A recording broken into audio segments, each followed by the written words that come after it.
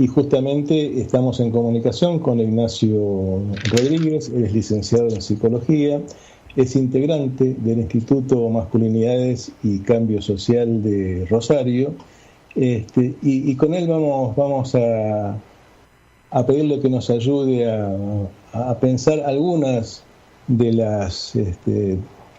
los movimientos que se han visibilizado y profundizado a partir del asesinato de Fernando Báez Sosa. Así que lo saludamos. Buenas noches, Ignacio. Liliana Martínez y Gustavo Pacman, te saludamos aquí de Desmalezando. Gustavo. Hola, buenas noches, Ignacio.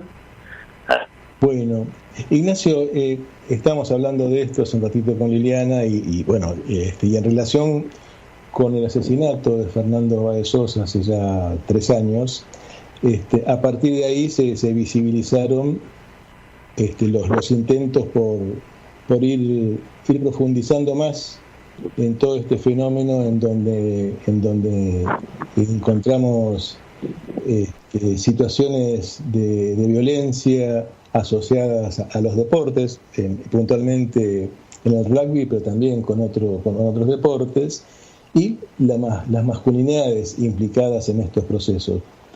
Queríamos comenzar esta charla pidiéndote alguna mirada tuya como para comenzar a trabajarlo juntos. Un poco algunas de las reflexiones y las cosas que se van pensando, de todo eso surgen las preguntas si la violencia, las manifestaciones de violencia que se pueden ver, que se han visto en algunas situaciones donde estaban implicados jugadores de rugby, tienen similitudes y pueden asimilarse a las que se han dado en otros deportes, como puede ser el fútbol. ¿Cuáles serían las similitudes, las diferencias y las características de los sujetos que están implicados en todo esto, ¿no?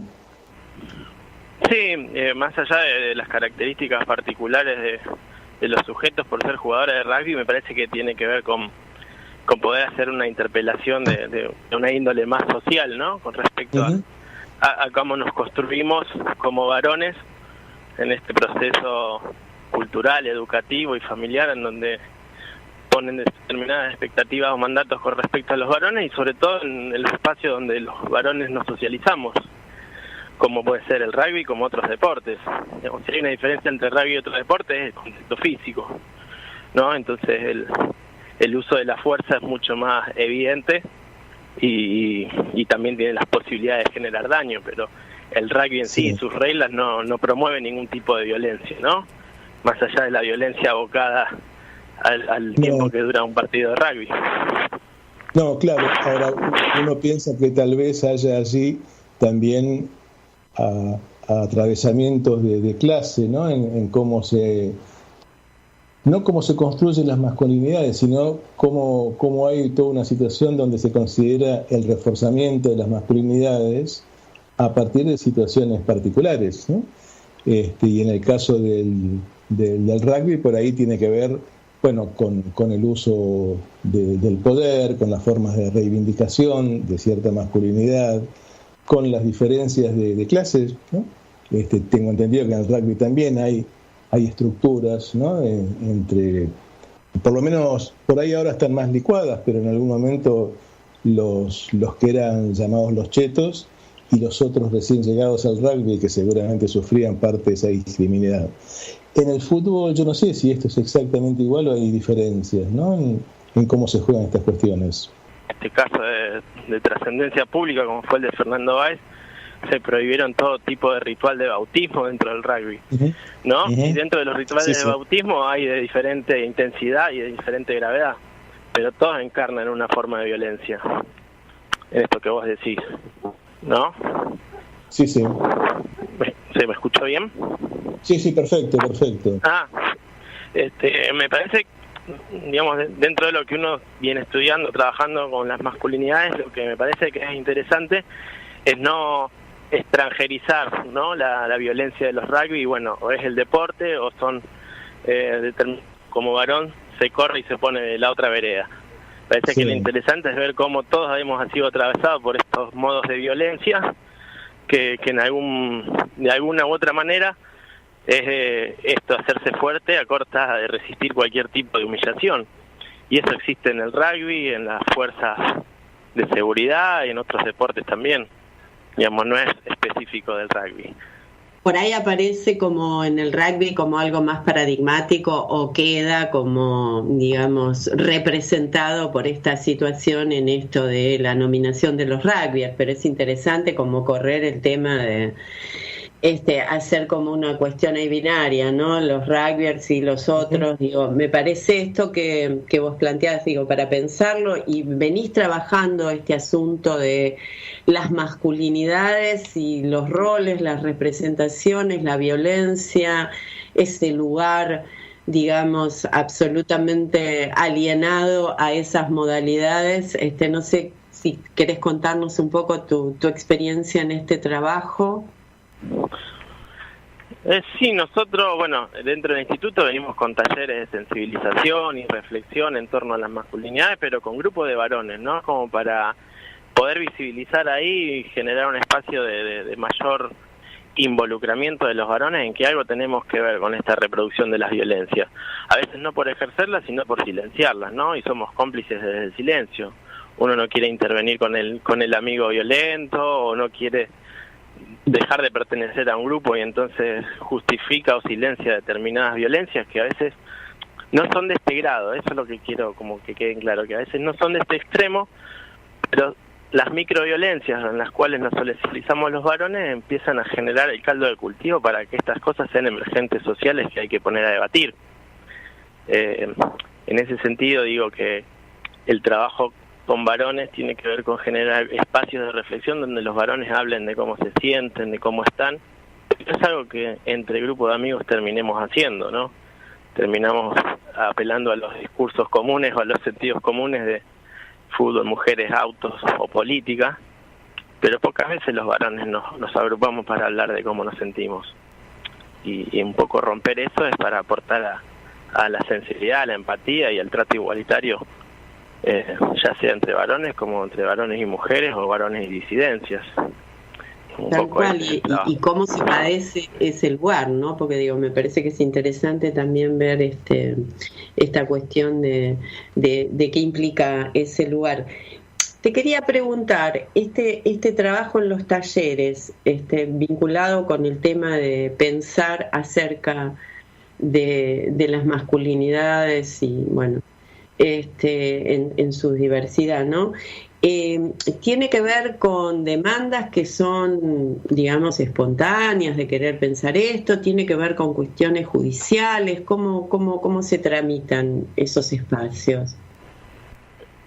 Bueno, hay diferentes espacios. Algunos son movilizados desde las propias áreas de género de sindicatos, de empresas o de ministerios.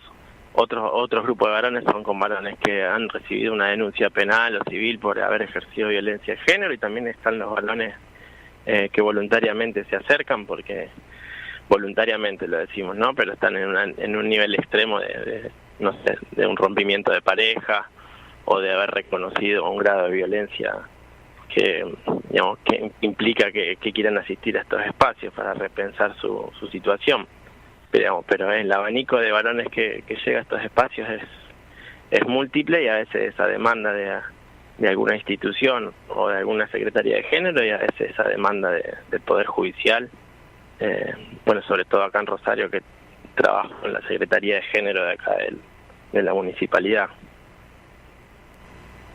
Y a lo largo del tiempo que venís trabajando este tema y estos talleres se vienen implementando, ¿qué cuestiones, digamos, vas advirtiendo respecto de algo que va modificándose o tomando como otras modalidades discursivas o de prácticas? No sé por dónde empezar ahí, ¿no? Pero muchas de las devoluciones que hacen estos varones nunca había encontrado un espacio para poder hablar. De hecho, si uno mira las estadísticas de las consultas psicológicas, generalmente el 70% de las personas que consultan al psicólogo son mujeres.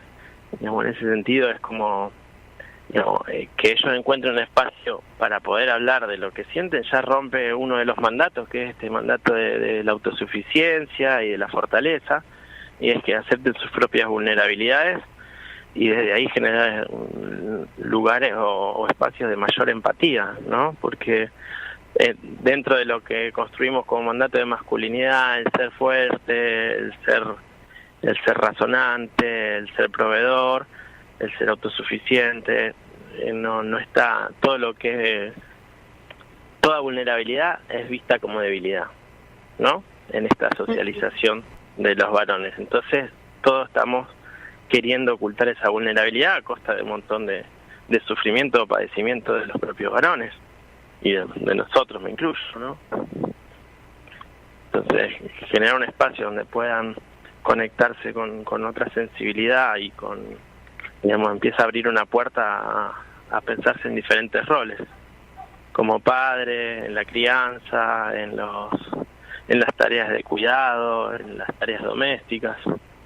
Y en estas puertas que vos decís que se van abriendo acerca de en qué otros lugares poder pararse, se hacen también surge algún tipo de conexión con los funcionamientos sociales, con los desempeños y los vínculos que ellos tienen cuando están en la vida cotidiana, ¿no? Sí, muchas veces, reconocen que la forma de resolver los conflictos por el lado de la violencia ha sido un daño para terceros, pero también para sí mismos, ¿no? Porque han fracasado en muchas de las relaciones amorosas por este tipo o este modo de vincularse. Pero los cambios sí, que puedan sostener y dialogar, que lleguen a acuerdos, al consenso, al consentimiento, y trabajar todas esas cuestiones y no naturalizarlas, en muchos genera un cambio. No quiero hablar de una generalidad, ¿no? De que todos salen de un proceso de sensibilización, salen deconstruidos, salen más sensibles, ¿no? Pero uno apuesta a eso cuando trabaja, a poder desnaturalizar ciertas prácticas que terminan siendo violentas para los demás. ¿Y con qué, yo no sé si es agrupable esto que yo te voy a preguntar, pero ¿qué dificultades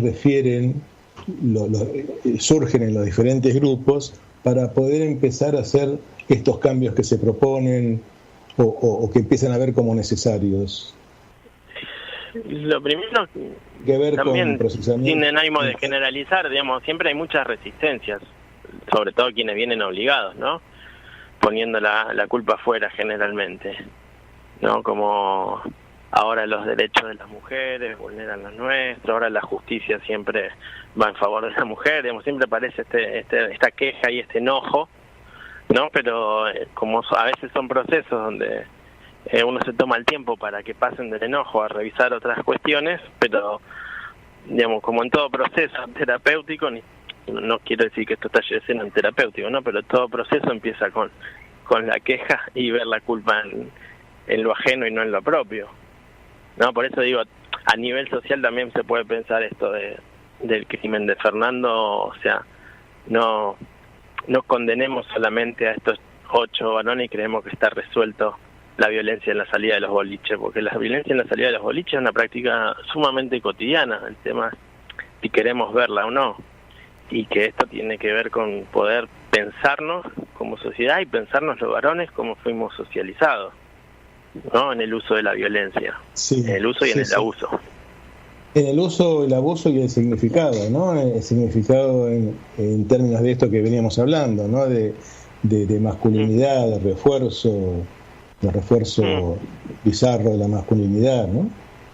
Sí, y además agregaría una cuestión en relación a esto, que es suponer que lo punitivo o lo penal es como, ya le da una respuesta a este asunto, es como, digamos, ya está bien, es una instancia y ahí donde hay una transgresión de la ley está la sanción, pero digo, esto que vos decís es una pregunta que va más allá de eso, ¿no? Una cosa es la sanción penal y otra cosa es preguntarse acerca de esto que se fue gestando y de estas modalidades y de estas prácticas, ¿no? Que es otro asunto. Y me parece que eso ha quedado un poquito como cancelado, forcluido en esto de estos chicos, ¿no? Sí.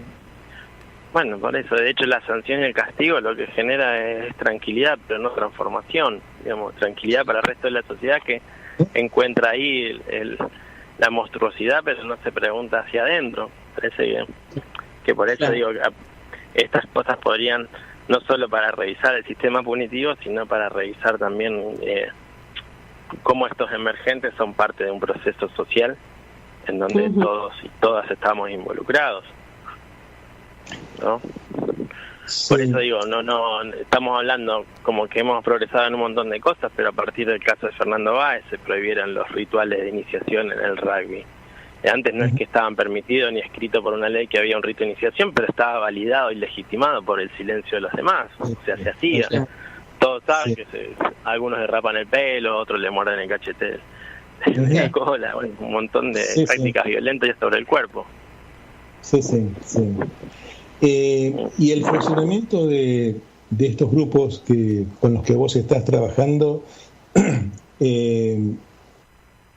¿tiene apoyo en el afuera? Los grupos, ¿hay más demanda de integración en los grupos o hay demandas externas para incluir jóvenes o varones por la fuerza? Trabajo en varios grupos, ¿no? Trabajo en grupos dentro de la Secretaría de Género en la Municipalidad de Rosario y trabajo con talleres de sensibilización a varones que no han sido denunciados, pero que pueden ser de un sindicato, de una empresa, digamos, como te comenté antes, o los promueven las áreas de género, que a veces las áreas de género están formadas por mujeres, pero ahora también están formadas por varones, pero digamos la demanda es múltiple y desde las propias áreas de género también se entendió que la ley Micaela es un avance, pero que también hay que empezar a interpelar a los varones, porque si no todavía está dando vuelta a esta significación de que género tiene que ver con mujeres, ¿no? Y nosotros no somos como varones sujetos de género. Y el primer trabajo es ese, saber que el género es una construcción cultural y que no viene dada naturalmente. Y entonces todos estamos atravesados por esa socialización. No sé si respondí tu pregunta o me fui para otro lado. No, está claro. Sí. Ignacio, en relación a estos al trabajo con los talleres, ¿la coordinación está habitualmente o generalmente o mayormente en manos de varones o hay mujeres, disidencias, no sé, también coordinando? A veces mixta, a veces solo de varones, pero no en los grupos en lo que he coordinado no ha sido un factor excluyente o que funcione como sesgo a la hora de los varones poder expresarse y tener libertad. Me parece que siempre es bueno tener una compañera porque a veces también uno naturaliza y cuando naturaliza invisibiliza algunas prácticas y termina no interviniendo sobre esas prácticas. Igual cuando trabajamos en los talleres no trabajamos de una intervención sancionatoria ni punitiva, de diciendo esto no se hace así, esto se hace así, sino poder empezar a trabajar y cuestionarlas para que ellos mismos se den cuenta que esos modos de vincularse no son los que garantizan un trato equitativo e igualitario. Pero no son espacios de sanción, no es que juzgamos sus conductas, digamos, trabajamos. Sí, nos estabas diciendo por la pregunta de Liliana que en realidad la eventual presencia de mujeres o de disidencias en la coordinación de los grupos es bien aceptada por los varones y que no hace ruidos en especial, lo cual es toda una señal, ¿no? del trabajo y de cómo se toma ese trabajo, ¿no? que se está haciendo en los grupos. Sí, pero digo, a veces la participación nos sirve a nosotros desde nuestro rol de coordinación también, para ella señalar algunas cosas que invisibilizamos por nuestra propia socialización, más allá de que si funciona como reprimiendo o sesgando algunas de las informaciones que dan los varones. El tema es que cuando se empiezan a sentir alojados, empiezan a hablar, y ya cuando empiezan a hablar, esto que te decía, lo que les pasa y lo que sienten, ya rompemos algunos de los mandatos de masculinidad.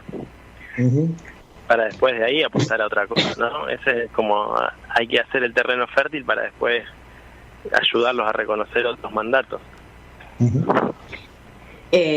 Una cuestión por ahí para comentar en relación a esto que quedó tan como sesgado, opuesto, focalizado, subrayado en el rugby, esta otra cara del rugby y del rugby en términos de inclusión social y de regulación y de generación de equipo, grupo y demás, que es todo el tema de los espartanos, este programa que son los espartanos que están en las cárceles y que realmente tienen como un efecto de generación de otras prácticas justamente absolutamente opuestas o diferenciales de todo esto que estamos hablando en relación a las masculinidades. Ya las cuestiones de la violencia obviamente han estado en muchos de los casos de las personas que por ahí están privadas de libertad, pero digo, como esto viene a traer en términos de otra concepción